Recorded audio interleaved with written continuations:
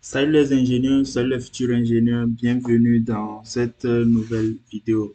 Alors aujourd'hui, nous allons poursuivre avec les commandes de l'onglet annotation. Alors nous avons essayé de toucher quelques notions la fois dernière. Aujourd'hui, nous allons poursuivre avec les autres commandes. Alors sans plus tarder, commençons. Alors, vous savez déjà comment ça se passe. N'hésitez pas à vous abonner si vous ne l'êtes pas. N'hésitez pas à laisser les commentaires, les suggestions, tout ce que vous voulez. Et à laisser un pouce bleu pour nous encourager. Alors, dans cette vidéo, nous allons commencer par régler les paramètres de la cotation. Alors, pour faire cela, il suffit de venir ici sur Format, cliquer ici sur Style de code. Ça va vous ouvrir cette fenêtre. Et c'est sur ISO 25 pour modifier les paramètres. Juste de venir ici, modifier. Ça vous ouvrira cette paramètres de réglage. Vous venez ici, on commence par les lignes. Si vous voulez régler et modifier la couleur des lignes de code, les types de lignes, les épaisseurs des lignes. Ici, espacement des lignes de base.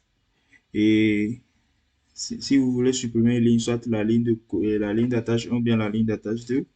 Après, les styles de ligne d'attache, les types de lignes que vous voulez ajouter pour la ligne d'attache, l'épaisseur de ligne. Et après, on vient sur symbole et flèche pour les flèches qui s'attachent à la ligne de code. Ici, si vous avez différents types de formes de flèches, vous avez les flèches pleines, les flèches vides, les fermées, les points, les marques architecturales, les obliques, tout ce que vous voulez. Après la taille des flèches, si vous trouvez que la taille est plus petite, vous pouvez ici venir modifier la taille des flèches. Et puis ici au niveau des textes, il y a la standard. Vous pouvez modifier le style de texte, ici la couleur de texte, et puis la hauteur des textes ici c'est 2,50. Vous pouvez le modifier pour l'avoir un peu plus grand. Et vous voulez la côte verticale, centrée, comme vous voulez, vous pouvez le modifier, ajuster, et vous pouvez modifier comme vous voulez jusqu'à la tolérance. Alors, après avoir réglé tous ces paramètres, nous allons essayer de prendre exemple sur ce petit dessin que nous avons devant nous. Essayons de le coter. Alors, on va commencer déjà par ici les types de côtes. Il y a les côtes linéaires, les côtes alignées, les côtes angulaires, la longueur d'arc, les rayons, le diamètre, les côtes superposées et les côtes raccourcies. Ici, les côtes linéaires, c'est pour les côtes de longueur et de façon horizontale ou bien verticale. Supposons que nous prenons cette inclinaison ici que nous voulons coter. Alors, la côte linéaire nous propose de le coter soit verticalement, soit horizontalement.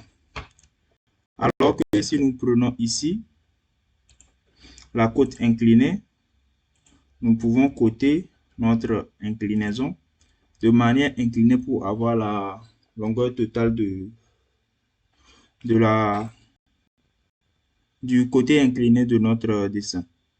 Alors, on va essayer d'appliquer les deux, la côte linéaire pour le côté ici en haut et le côté vertical ici en bas.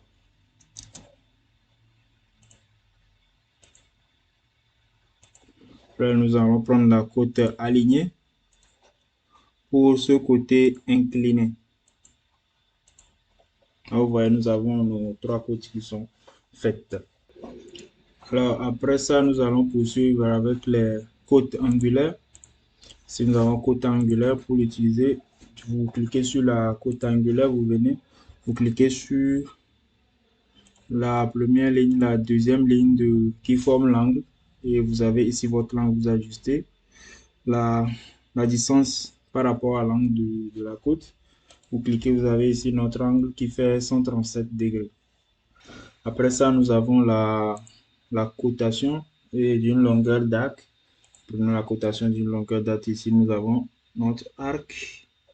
Je vais essayer de le décomposer.